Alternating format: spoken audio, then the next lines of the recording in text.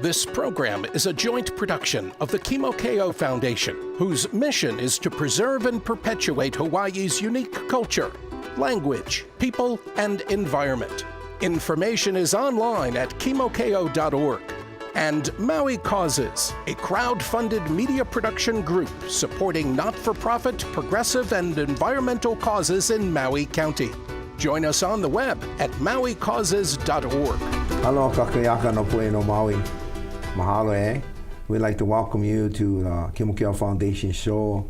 And it's really great to preserve, perpetuate, educate Hawaiian culture with what's going on the island of Maui.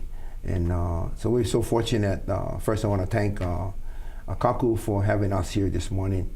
And I really have a special guest, and she needs no introduction because all of us have a way of how we know each other, why we know each other. So we don't really introduce each other. We already have been introduced through various manners. But this morning I want my guest to explain and introduce herself, and then we can start from there. Ai, mahalo. Mahalo ya oe. Mahalo e a Kaku for allowing me to be here. O wau o Kekai, no wailuku mai au. Akai ke ia manawa ke no nei au ma Waiehu. My name is Kekai Robinson. My family is from Wailuku, but we currently reside in Waiehu. And I'm so very happy to be here. Thank you for inviting me. Mahalo Kekai, and I think one of the most important things, Kekai, is we always share moko hau, you know, because in the moko hau has some stories and things that people don't understand. So can you explain to them moko hau and your family's moko hau? Yes, thank you. Thank you for asking that. I always love to share my mo'oku hau because one of the things that is important is we can draw a connection and a relationship to each other, to our places and to our families, yeah. So with mo'oku hau, that is a recounting of where we hail from and who we hail from. For myself, my ohana is from Wailuku, Waihe'e, Hana, Napo'opo'o, and Pa'oa. On my mother's side, she is Marilyn Keao. Her father was Charlie Keao, and that's my grandfather. And he is a noted Hawaiian cultural specialist. He was archaeological aide to the Bishop Museum and a Hawaiian cultural resource person to a lot of the administrations here in Maui County, also to the Bishop Museum and to the Office of Hawaiian Affairs. And I mahalo him, you know, for his work and giving me direction in my own life. His family is Faustino family and Coco, so our relationship to Waihe'e and to Hana. On my father's side of the family, he is Olsen, so that is the musical side of my family. For many generations, we've been hula dancers and musicians.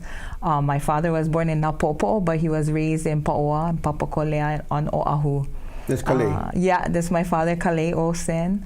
And we, you know, again, we are a long line of musicians, of hula dancers. And I always tell people this funny story that when we were little, we had no choice, my sister and brother and I, that my dad said we would dance hula or play music. He didn't matter which one, but we had to do one. So he put my sister and I into a hula halau hula. And one look at me dancing hula, he said, Kekai, you're going to play music. He didn't think you could do that good in hula. So I love that story, but I do very much enjoy playing music. That's what I do now.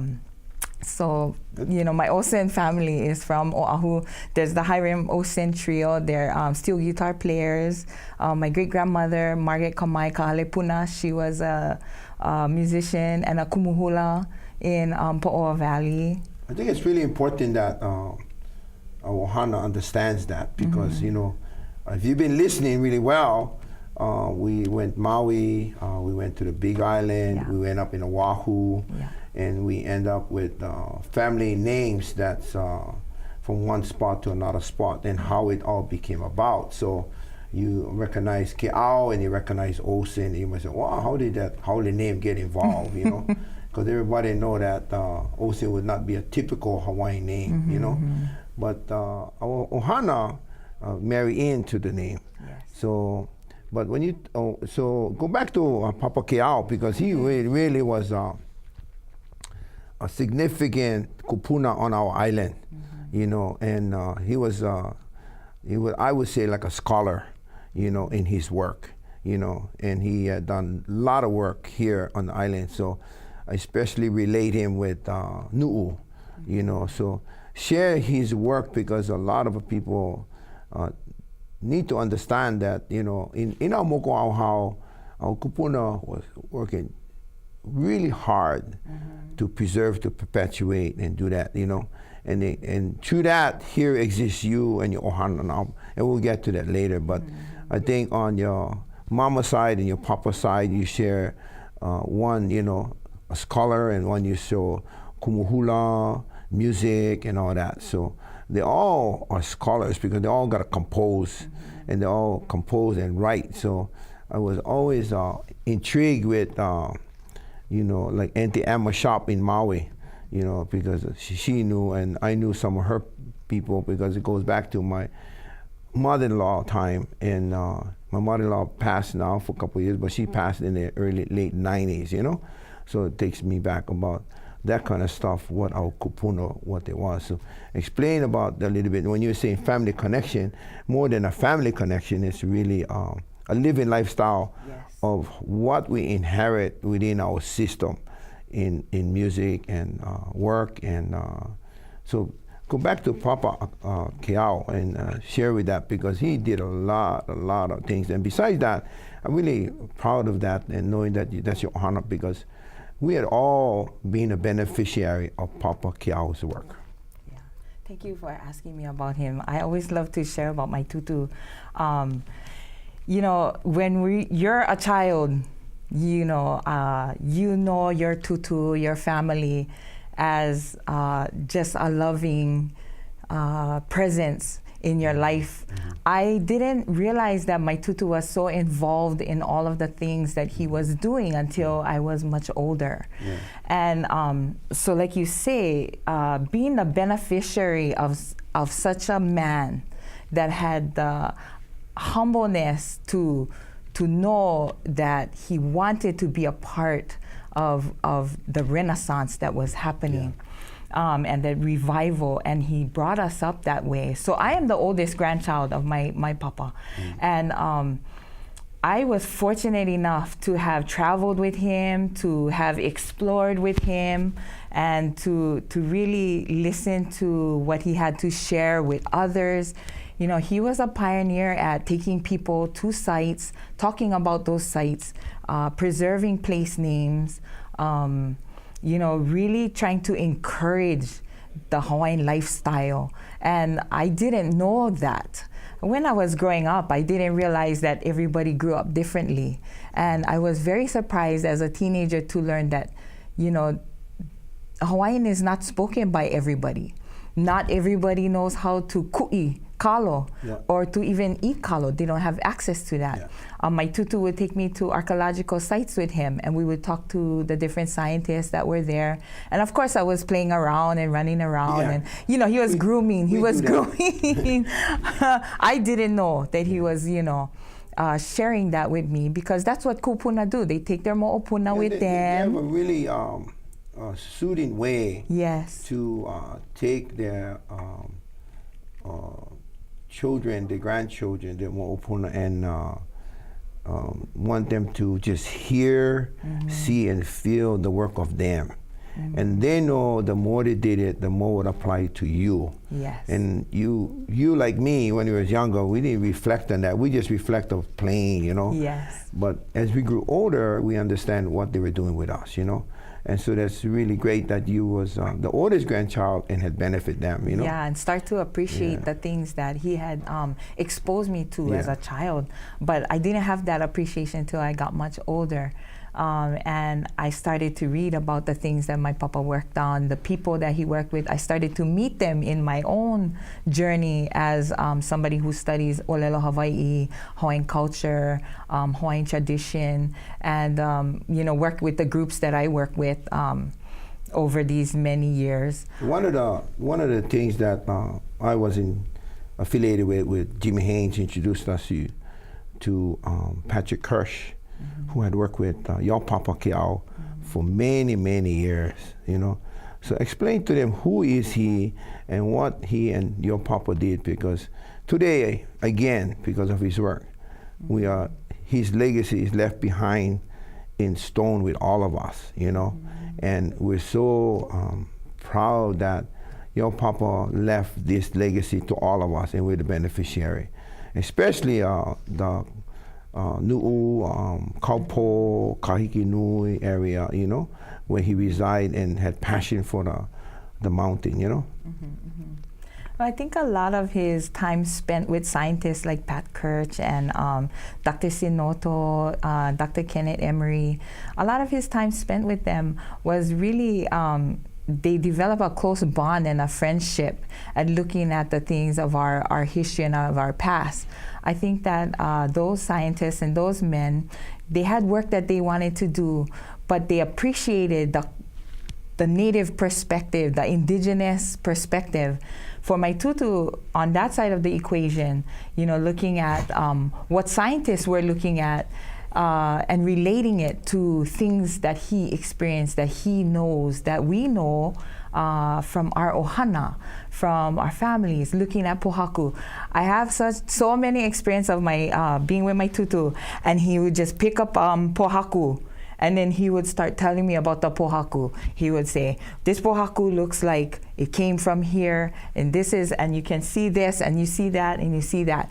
And all those years, I thought my tutu was pulling my leg. I thought he was joking. Yeah. As I grew older and started to study pohaku, I realized that he was absolutely right. And those were not stories, and that science is catching up to what our people already knew. And these mo'olelo are true, they're alive, they're relevant in our contemporary times just as much as they were in our history. Yeah, just imagine now your Papa Keao listening to you and I speak, because the kupuna showing you the pohaku knew that someday, Kekai, that you will understand. Yeah. In his mind, someday she will understand.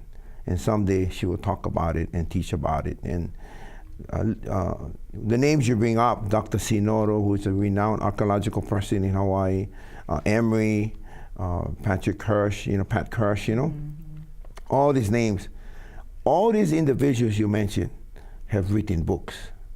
And they've written these books. You go and say, my papa was Keao, he was this, he was that. But so the scientist part, they had a theory, where Papa Keao did not have a theory. He lived it.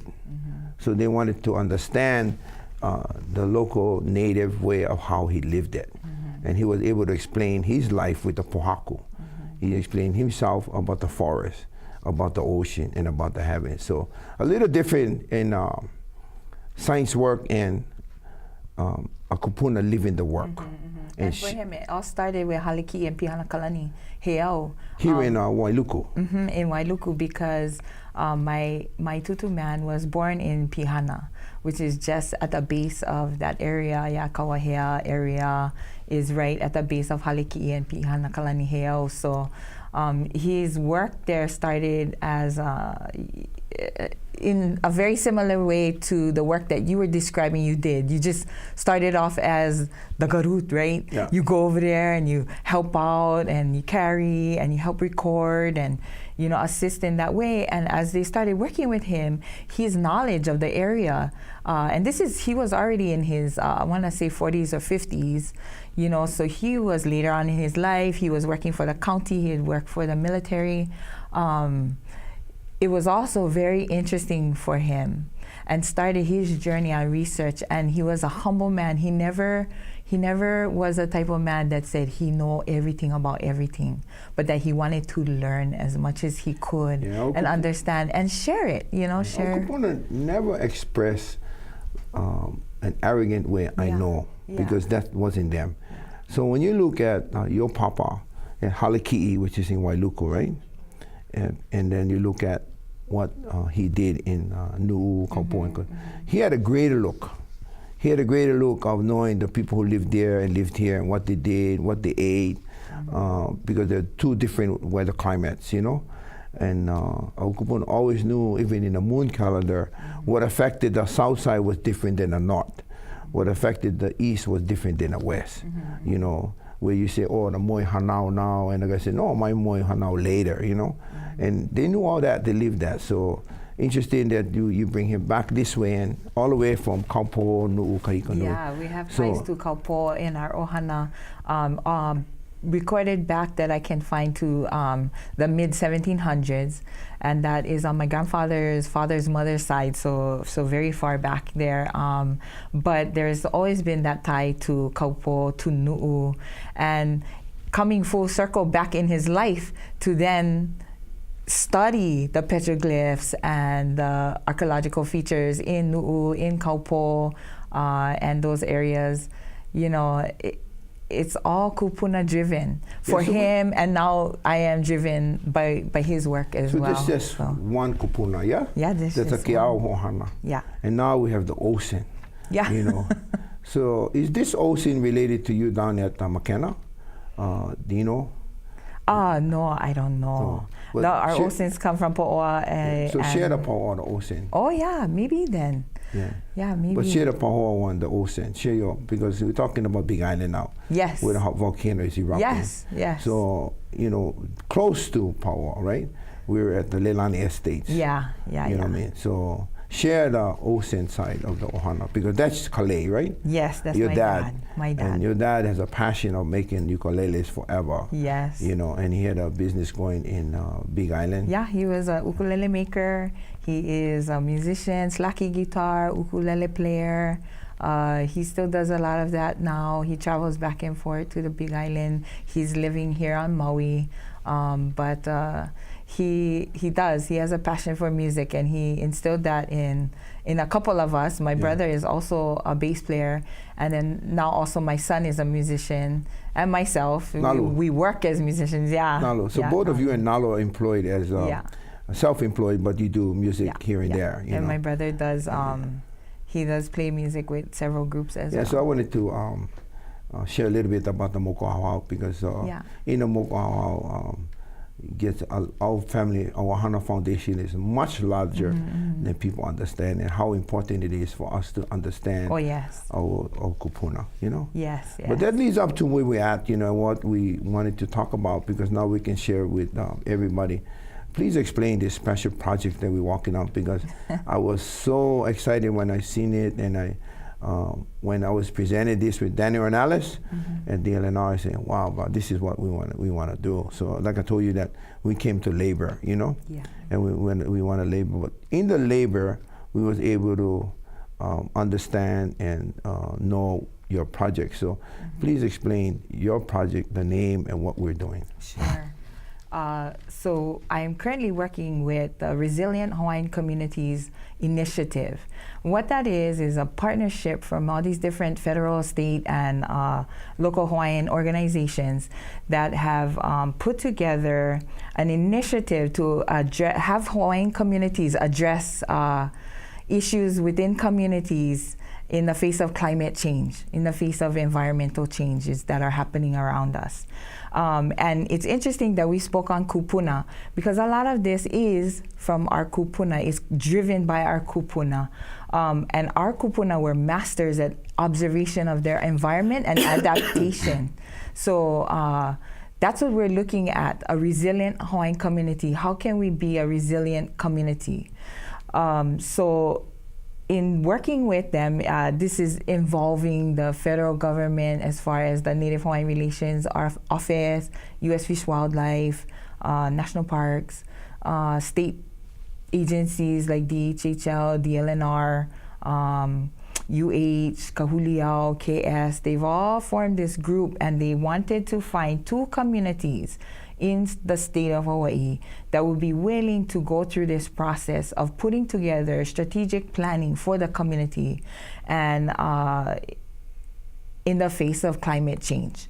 So, and we're talking about planning that is not 5 or 10 or 20-year planning, but 100-year planning, 200-year planning. How can we be a resilient community? Our ancestors have lived here for thousands of years, have observed and adapted. How can we be sure that we will be just as strong? So there was a competitive process. Many communities applied. They chose 2. One is on Hawaii Island, and the second community that they chose is here on Maui, and it is Waiehu, where I reside now.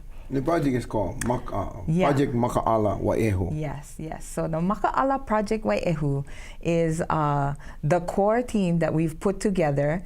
Like you mentioned, had Daniel Ornales, myself, Kalani Kanhai, Makalea Ane, and Roy Oliveira. And so in putting together this team, what we're doing is we're trying to look at resiliency in the Waiehu community.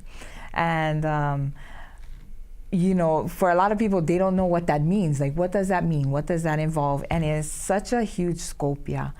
There is addressing emergency situations, evacuation routes for our community,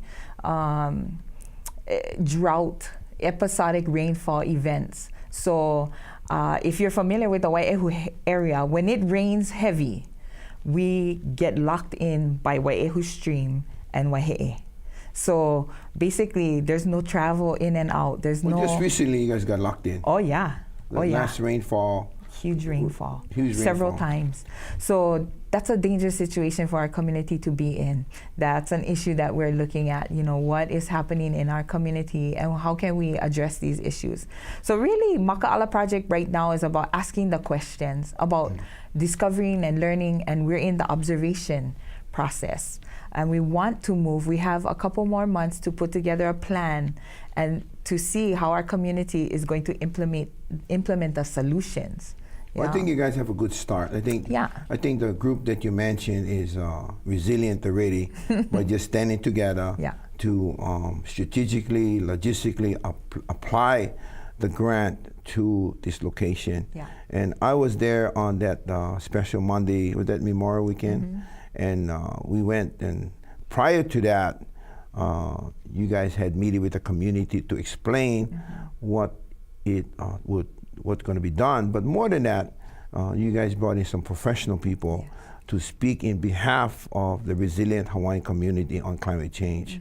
And so I was not there for the meeting, but explain to us who was the speaker and what did he share with the community before we went out to the field, because we have several other things to talk about as we go along. But the first work project we did, you had a professional speaker came in because this is made up of the federal, the state, the county, and the community and the public, you know, working all together. Yeah, we're so fortunate because the Resilient Hawaiian Communities Initiative is actually a partnership between a lot of different organizations. And what they're doing is they're providing support for our Maka'ala project. And a lot of that support is professional specialist support.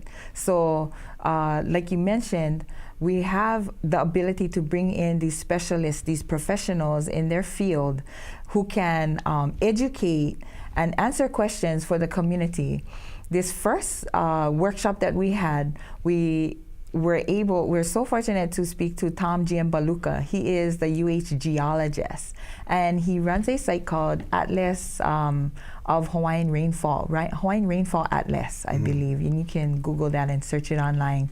But he did a specific presentation for Waiehu, looking at rainfall, answering questions about heavy rainfall, drought, what that looked like in the past, what that may look like in the future. And he also made some recommendations for our waterways in Waiehu, which will be valuable as we move forward in addressing how we can be better land stewards. You know, because it's about the best management practices for our area, from mountain to the shoreline and into the reef system.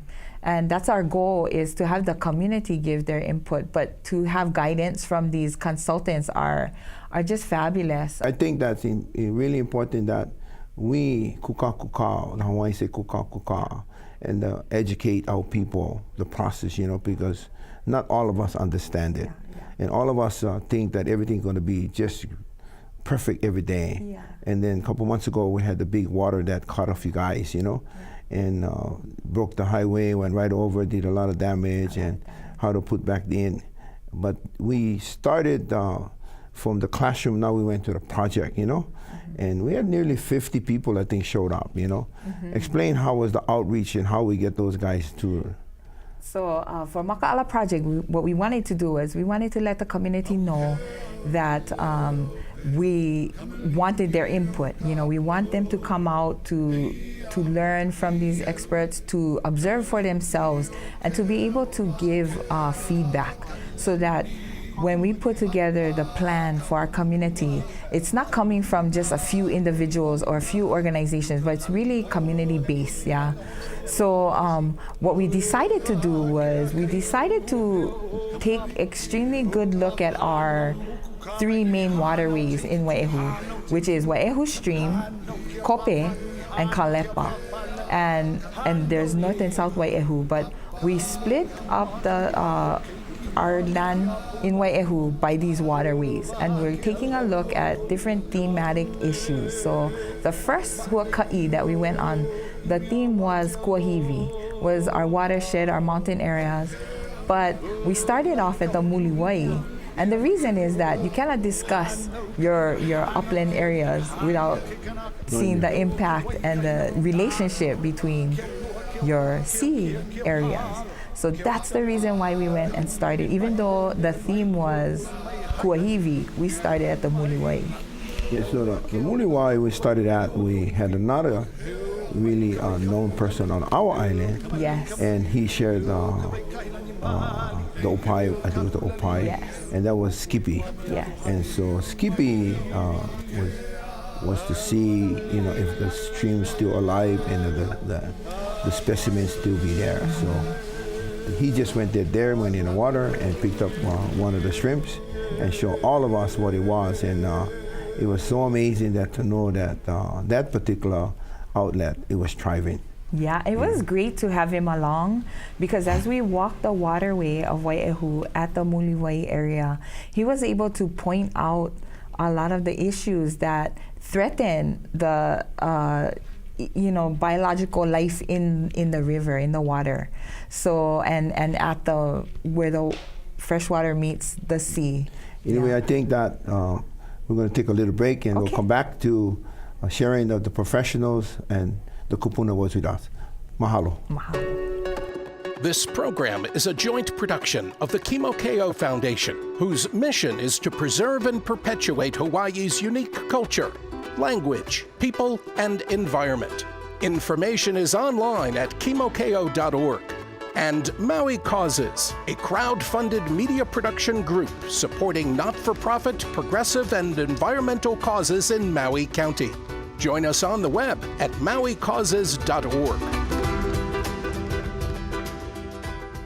Aloha, welcome back to Project Maka'ala in Waiehu, and having Kekai Robinson with us to share the mana'o, what's going on, and how it came about. And we actively engage in the project. And we left off with talking about professionals from UH, geologists, and now we're talking about own people that participated. Skippy, his last name is Hao, and he was there to show us the Makai area. And we had the group kind of went around, and we wanted them to go look on the shorelines and talk about this and talk about that. And he went down and went into the stream and got the Opai and showed us that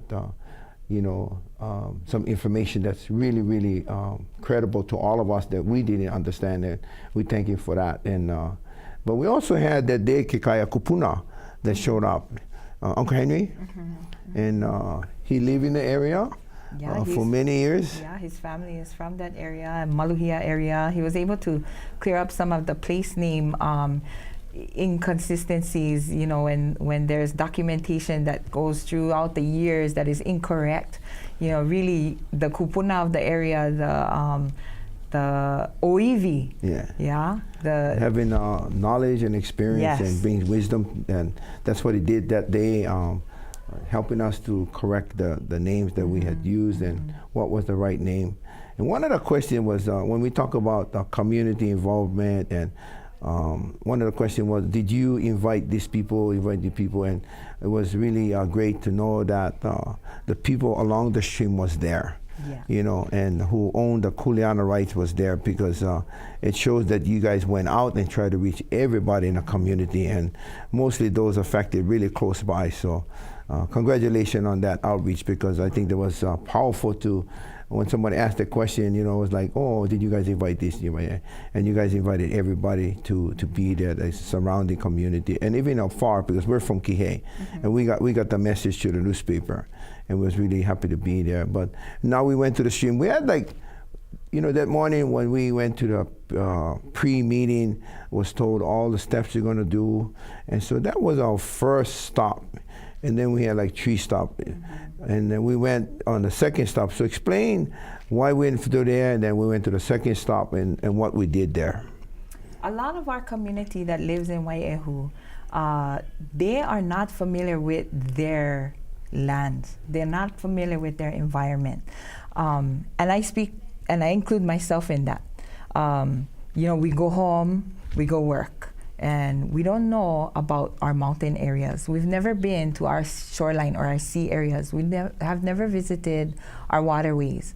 And so it's important for us to have the community of Waiehu and the community of Maui, because like you said, it's open to everybody, and we welcome everybody. And what we really wanted to do was grow the community's relationship to the aina, to the vai, to the kai, to the kuahiwi, to the lani, to our elements around us. So in order to do that, we felt it was really important to physically plant seed in this area. So we visited a place called Kapo'ino. It's just above the Muliwai. It's located in the lower Waiehu area.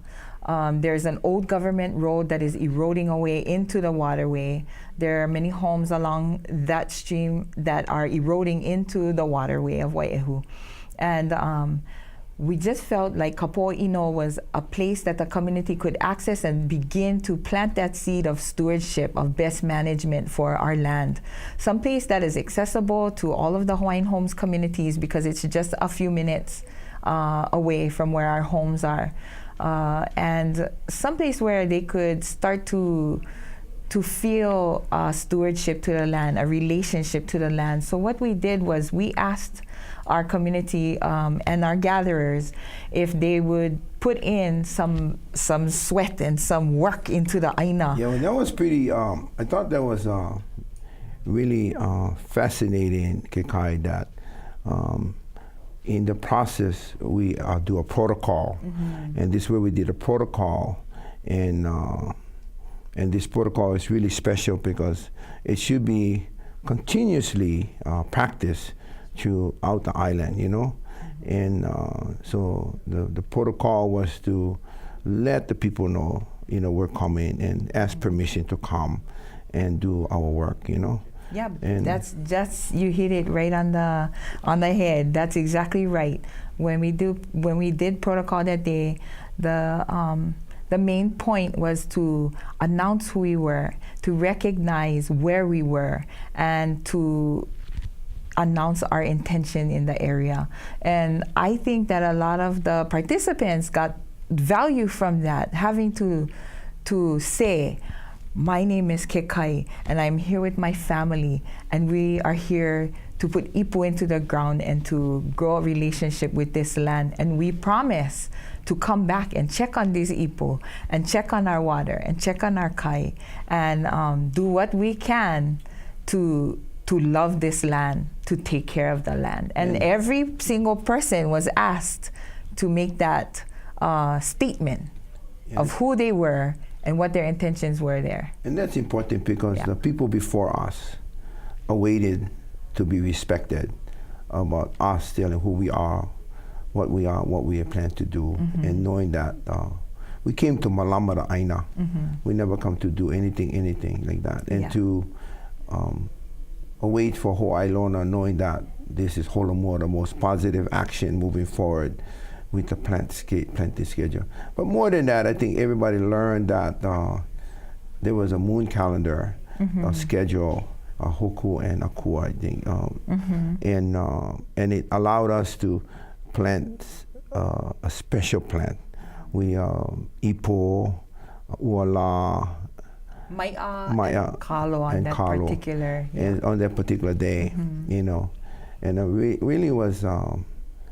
A lot of people did bring that, you know. We ourselves read that, and then we bought our Maya, and I was happy to see that your family brought all the items that we're talking about and first, you know, and other people brought items, and it was okay what they got because we educated everybody that we come to plant. And then also I think they learned from the moon calendar now on the days what can be planted, you know. And so it's really important that we continue use the moon calendar in planting because it brought a really connection, you know. And one of the sayings I always talk to people about is in Nana Viri's book, she has a saying that "Ikanane ao ai o oe kaulu." As I plant, I will grow with you, you know. And so Aukupuna knew and made statements like this before to be connected not only with the land but with the plant, and continue to plant every day, you know, and look at the schedule, what days to plant or what to do, you know, whether we harvest or not. So I think that was a really gift that was given to everybody that day. You know, because our children that we brought up there was, oh, Uncle, that was special. Yeah, that's why we brought this. I said, yes, so you need to go back and continue to look at the calendar and continue to try to apply that protocol. Wherever you go, always ask, you know, and let them know. And just tell them your name and just tell them I come here with the intent of good, you know. Yes. And that's the way we should malama o aina. Yes. And I think Waiehu community is, I think the beneficiaries should, watching the show, learn from us that we have made our own mistakes passing by on the streams and not know about it. But they have an opportunity now to come learn their streams. You get 3 streams. You got Waiehu stream, and you get the other one is called Kope. And Kalepa. Kalepa. So Kope is our next project. Kope is our next project, and then every one of these huaka'i to each of these stream, they're preceded by workshops that we have at St. Anne Church. We use. Yeah, so they can get this on the website, right? Yeah. And what's the website on that? It's www.resilienthawaiiancommunities.com. There's a link there to Waiehu Ko or Waiehu 3, and if you click that link, you can get access to this flyer that we gave to the community. We really did try to reach out to as much of the people as we could, especially the people in the area. And again, everybody is welcome to attend. We're hoping that being one of the 2 communities chosen, that eventually this will become a model for other communities to look at issues that challenge their community, like food sustainability, food independence, caring for your watersheds, looking at water quality of your vai and your kai, reef health system, reef health, shoreline health. The health of the biological and ecological elements in your environment, in your ahupua'a, in your land area. And in doing all of this, building your community as a strong community with a relationship to each other that stems from the land that you live in. Because where we live, everybody is going to be there a long time. Oh, yeah. We're going to live with each other for a long time. Our keiki are going to grow up together, and possibly even many generations of mo'opuna will all grow up together. Yeah. So Hawaiian home is 1, 2, 3, and 4 phase. Yes. Over there. Then you have Malaihi, and because that's the extent of Waiehu. It's from the Waiehu Maluhia area, Lower Waiehu, out towards Waihe'e, where it's kind of where the Hilt property is. That is Kalepa Gulch. They're just past that place called Round Table. Each of the residents have at least how long? 100 years. So 99 years, Yeah. our ohana going to be there. Yeah. So take 99 years, add that with 2018, you're looking at 17, and you past 2100. Yeah, so we have to learn how to live together with each other, but together with our environment, together with our elements. And the environment is really special because we were down at the beach and he was sharing with us the opai and the oopu and hi'ivai, and he was sharing about the oopu. He was sharing several species of the oopu and how they go to the ocean and they come back to the fresh water. And with that, I know that the holy live in both water, fresh water and salt water, and also the moi, you know. And we know that the fresh water creates the limo ele outside there in Palalahala thing, two seaweeds, you know. And with the fresh water out there, it also creates, in Wainapanapa, I hear the story that the red fish, that's the blood of the ali that comes out from the Wainapanapa. And that connection is because of fresh water. Wherever we find the fresh water, we find the red fish. We find the manpachi, we find the ehu, we find the aveaveo, we find all the beautiful things that they do that, you know. So it's important that we continue to have Makai, you know. Yes. And I think the quality of the watershed is important so we can maintain that, you know. And I think we had another stop, and that was really a beautiful stop. And so as you can see, we went from the Muliwai, and then we went to where now? Kapo'ino, which is kind of middle ground area. Middle ground, and so come and walk that with us, or learn that, because, and now we ended up on the top, and we went to... We went to the South Waiehu stream. So South Waiehu stream meets up with North Waiehu, becomes Waiehu stream that moves down to the ocean. We kind of took a turn and went over to South Waiehu stream, and we went to an area called Ahikuli, between the ridges of Ahikuli and Poli Poli area of Waiehu. And in that area resides, at the very end of the road, the last kuleana parcel there before it turns into kind of conservation area. But right on the stream, there is the Ohana Kanoa that lives there. And they are an extremely resilient family that consists of two older kupuna wahine who malama that land and have learned the value of hard work from their family, from their father. Okay, I'm Doreen Kipano. I was born in the 1950s. I raised also in Waluku, Happy Valley, and here at Waiehu, 1375 Malaiti Road. I've been here for all my life, working. And here had about 32 tire patches. Then as the years go by, I got married and I had my 3 kids. And I brought them up here to work, to teach them hard work. So when they go out in the world, they don't have to be afraid. They know how to work. Now they get kids, now they gotta teach their kids. And this is my sister, Isabel Rivera. Yeah, that was our days. Hard life, but a happy life. A very happy life. We were taught very well by our parents. My father always told me, I teach you this because if we go, you first can stand on your guys' own 2 feet.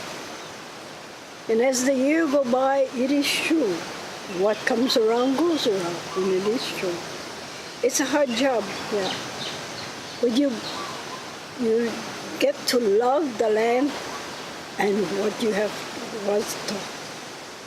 I've seen plenty of people sell their land because the kids don't want to work at it anymore. And I'm very sad with that, because when you think of the old days, they struggled to get what they had. And so now we have it. And I hope that we can still keep up and open our tap. Our dream with me and my sister to open this like it was many years ago. I'm happy. they maintain one very large lo'ikalo, and they're starting to open up two or three more.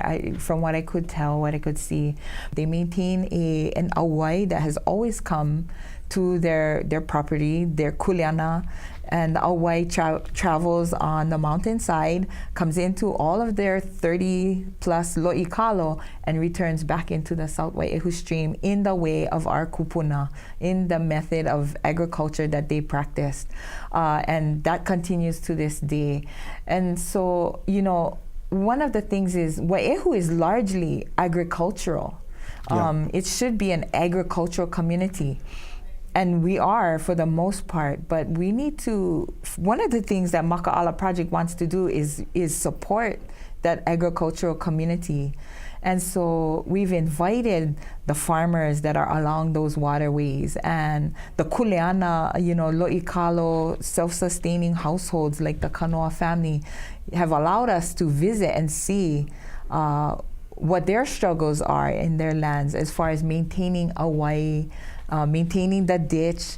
And we were so happy that they invited us into their lifestyle, into their hard work. They've been using that water for generations. For generations, so yeah, and we it's just amazing that we went from the ocean to Kapu'ino, then what do we call that area? Ahikuli, where the ohana living the lifestyle of the land. Yes. You know, it's just made a complete day for me to understand that we do have this here, and we have it in many other areas, but in this project was apparent that we have a living ohana on kuleana land, living kuleana rights with the water, and it was just amazing that the water flowing, and that we could be there to clean up all the albizia, the plum tree, the koa tree, and take it out of the stream and let the water just flow. Yeah. You know? And so for a lot of us that were able to attend that day and provide service in that way, you know, we learned a lot about hard work, about what it takes to maintain an awai. And if you study Hawaiian culture, you read any Hawaiian history book, you will see in there that one of the most important members of the community was the konohiki. And one of his most important and priority jobs was to maintain the awai, maybe to organize the people, to maintain the waterways, because without those waterways, you wouldn't have food. Until that day, I did not realize why that was so very integral to the survival of a community.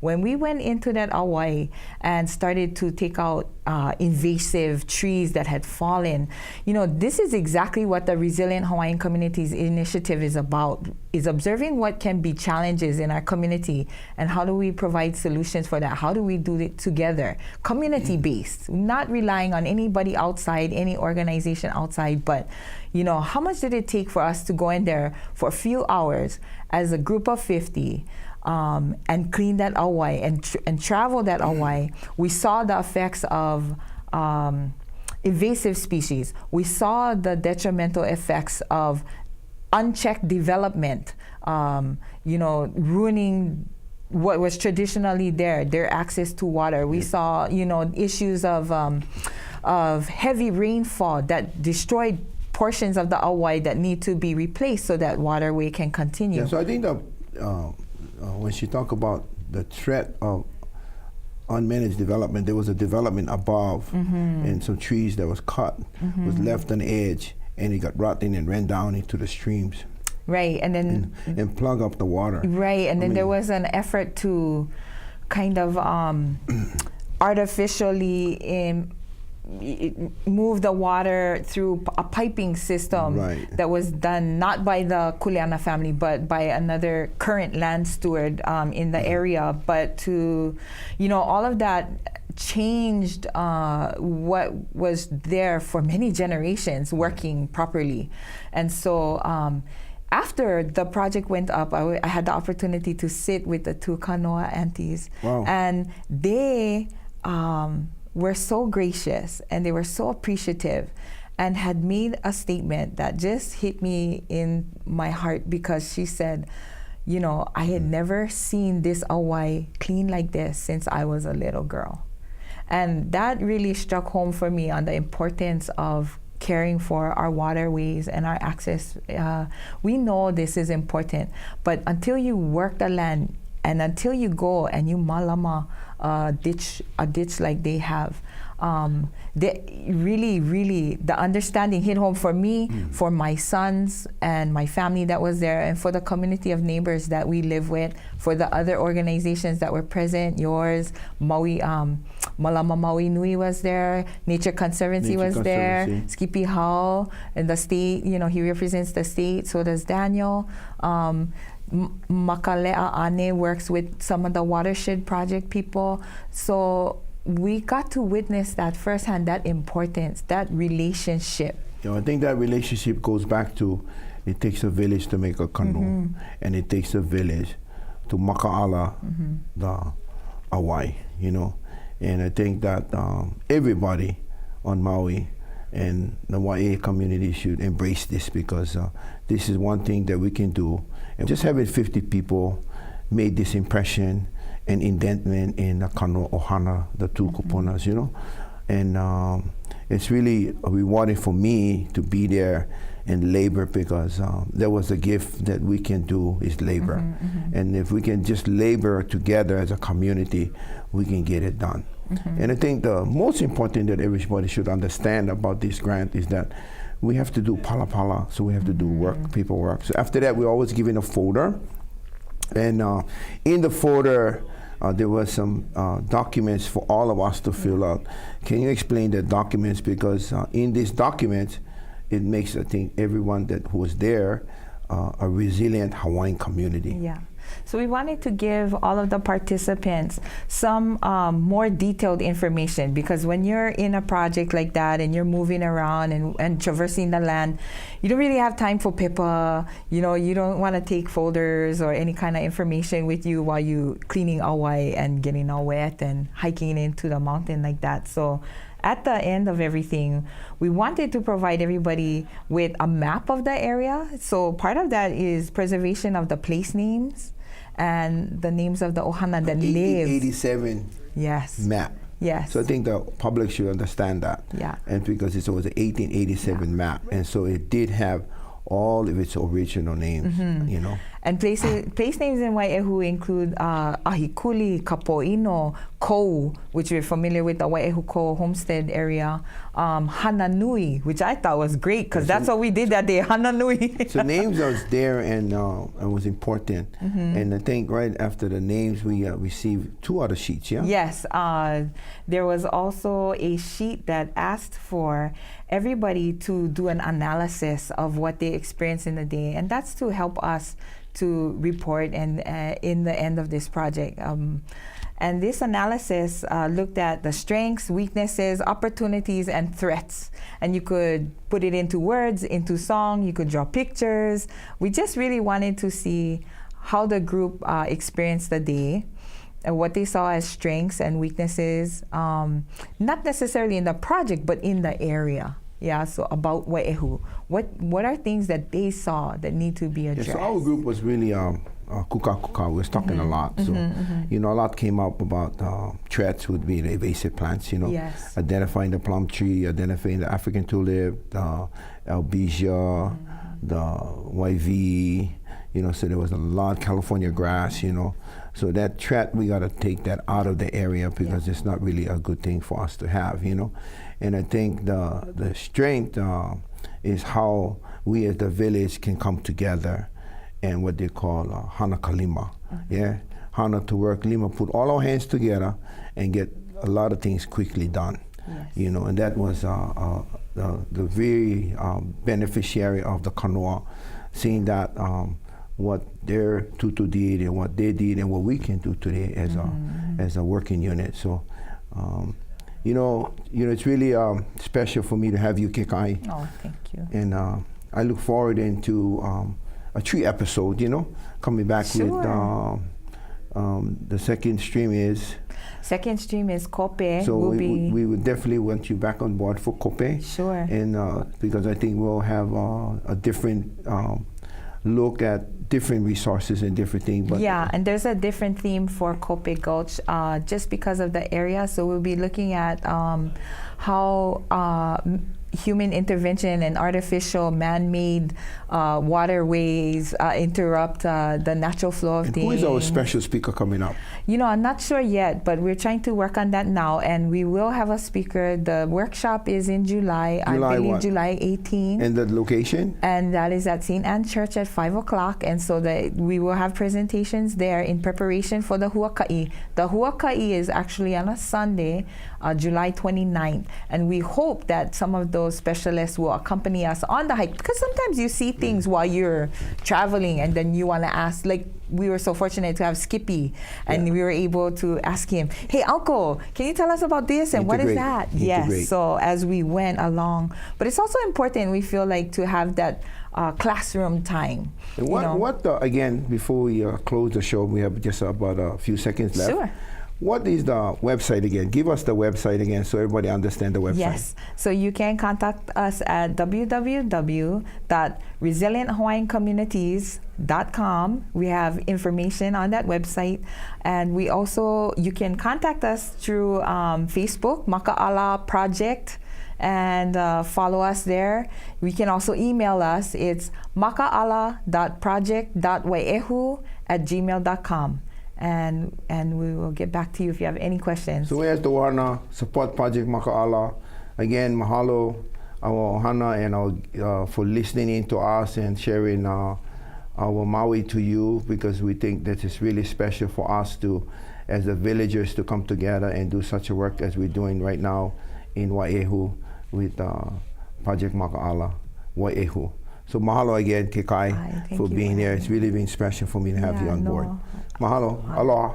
Aloha. This program is a joint production of the Kimokeo Foundation, whose mission is to preserve and perpetuate Hawaii's unique culture, language, people, and environment. Information is online at kimokeo.org. And Maui Causes, a crowd-funded media production group supporting not-for-profit, progressive, and environmental causes in Maui County. Join us on the web at mauicauses.org.